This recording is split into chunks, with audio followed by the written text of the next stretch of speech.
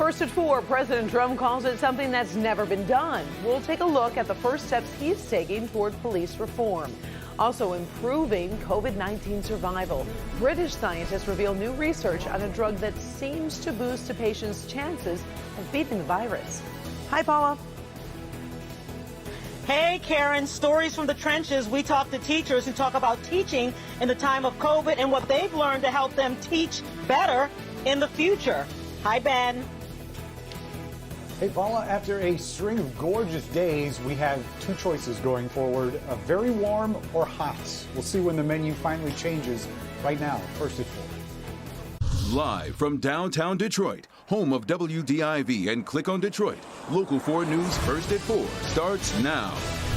Good afternoon, everybody. I'm Karen Drew. First at 4, President Trump unveils his first steps toward police reform. Now, while there is a national movement demanding change, the president started by making it clear he thinks most Americans crave something else. Americans want law and order. They demand law and order. They may not say it. They may not be talking about it, but that's what they want.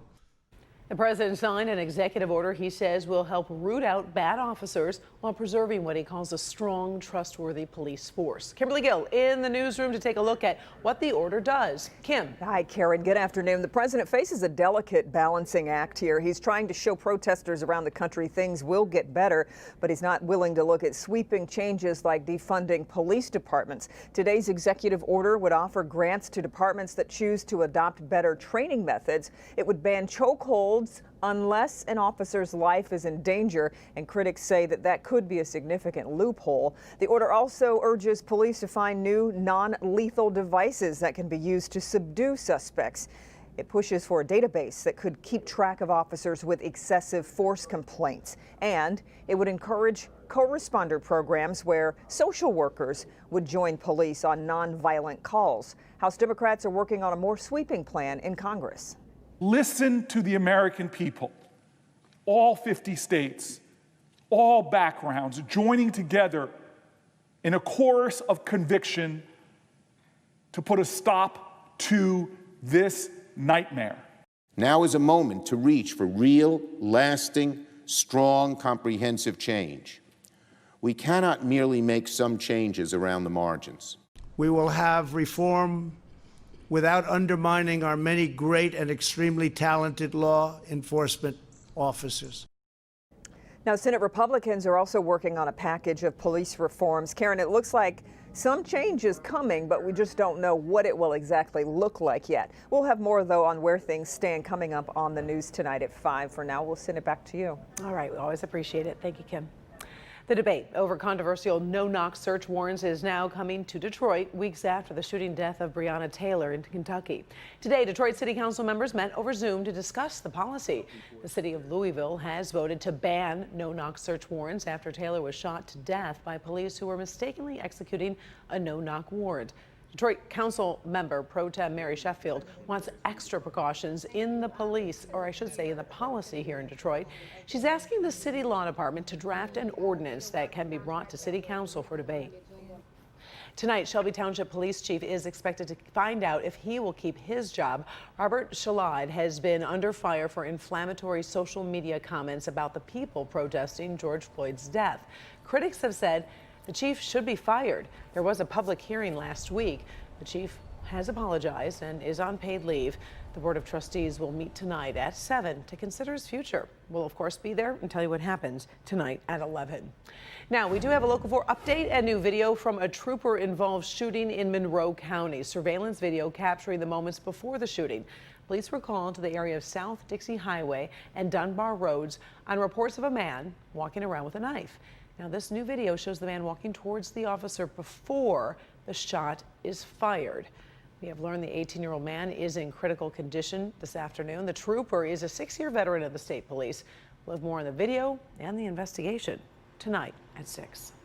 Meantime, an investigation continues over in Flat Rock after a man is killed in a house fire. This happened about 2 a.m. this morning near Arsenal Road and Matilda. Firefighters found the home engulfed in flames. A 69-year-old man was found in the wreckage. Right now, investigators believe it was accidental. The Wayne County Medical Examiner will determine a cause of death. We've got some breaking news out of California with guilty pleas in the deaths of 84 people. You might remember the town of Paradise in Northern California was basically wiped off the map by a wildfire back in November of 2018. The CEO of Pacific Gas and Electric just pleaded guilty on behalf of the company to 84 felony counts of involuntary manslaughter. Utility will pay a maximum fine of $3.5 million plus $500,000 for the investigation. Today's hearing was held to shame the company, and the names of each victim were read in court. The CEO admitted his company's equipment started that fire, and he apologized to their families. All right, let's take a quick look at the first forecast. Today is another day you could put on a postcard. So what is the latest, Ben? Well, it gets warmer from here. There's no doubt about that, Karen. So the pleasant stuff is going to be in the rearview mirror. But even today looks pretty nice. Temperatures are really close to average, which are now at 80 degrees. Those are our normal highs this time of year. Looking out over the city, we're at 79 at Metro. Everybody else just a little bit cooler than that. And the wind's not quite as brisk as what we've seen in the last couple days. But going forward, we've got a whole lot of this in the forecast. 90-degree days, multiple ones, and it does look like they will be in a stretch. So a legit heat wave heading our way as we head into Father's Day weekend. We'll show you how many 90s we're expecting and whether or not we've got any rain in the forecast. All coming up in just a few minutes. Karen? All right, thank you, Ben. The United States, Canada, and Mexico have agreed to keep their mutual borders closed to non-essential travel because of the coronavirus. Canadian Prime Minister Justin Trudeau announced the extension through July 21st, which has a big impact here in Metro Detroit. Meantime, we have new numbers from the state with 125 new cases of the COVID-19 reported in Michigan. It's a bit jump from yesterday, plus 18 additional deaths have been reported. Researchers from England say they have evidence that a cheap, widely available steroid can reduce COVID-19 deaths by up to 1/3. The large study focuses on dexamethasone. Now, that drug was given orally or through an IV. After 28 days, it seemed to reduce deaths by 35% in patients who needed treatment with breathing machines. Right now, we're just hearing about the results. The whole study should be published soon. Of course, we'll keep you posted as we learn more. The coronavirus slammed the brakes on the school year in Michigan, throwing students and teachers and families into a whole new world. Well, now that the traditional school year is over, what have educators learned about educating our kids in this new environment? Paula Tutman digging into that question for us. And Paula, these lessons will impact the future. Absolutely, Karen. And you know what? Here's the thing. These teachers have an important story to tell in this part of history that we're all living in. To say that they have had these challenges would be an understatement. Not sure it would completely characterize what they've had to do to just reboot and redo the entire teaching and learning system. They liken it to building an airplane in midair while flying it. The pivot to teach remotely happened so quickly, few had time to fully adjust. Here's what I'm going to ask you to do. We're gonna do a little practice time. Learning the basics. Sometimes the basics were even more basic than school. My students' parents lost jobs during COVID. Children were without their basic needs sometimes, and so those needs, those needs have to be met first, I think, in order to meet and address the academic needs. So I learned that I could not take it personal if they didn't log in religiously and on time. Two teachers from very different districts, a mere 12 miles apart.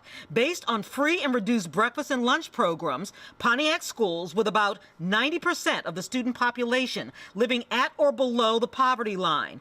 Rochester Community Schools, about 10%. But COVID has been the great equalizer in so many ways. I had to be mindful of the fact that for some of them, that might have been the only contact that they had with school because their worlds changed so greatly. Did these kids learn as much as they would have learned had they been sitting in front of you in their classrooms? I'm going to say maybe they did not, but what I will say is that it was a great time to refresh skills that had already been taught. It's not necessarily about the material learned. It was just trying to stay connected and get each other through this. But many teachers have been exhibiting superhero qualities. Many of us felt like we were always on.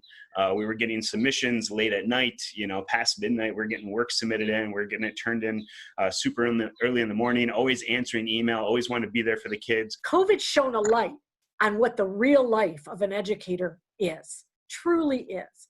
It is 12, 14-hour days. The lessons learned this spring will inform teaching and learning in the fall. Moving forward to next year, we're going to have some actual standards set up for this is what online learning is going to look like, and parents are going to be able to, say, hey, this is what the expectations are, and we're not going to be building the plane as we're flying, so to speak. Yeah, okay, so if you know a teacher, make sure you give them a virtual high five from 6 feet away and a mask on. They have very little time to rest. Many of them are still working on rebuilding this so-called airplane so that they absolutely have it right in the fall, understanding that it is a moving target. We're actually going to address that portion coming up at 5:30. What these teachers learned during COVID, they're going to take with them in teaching in the fall. Karen?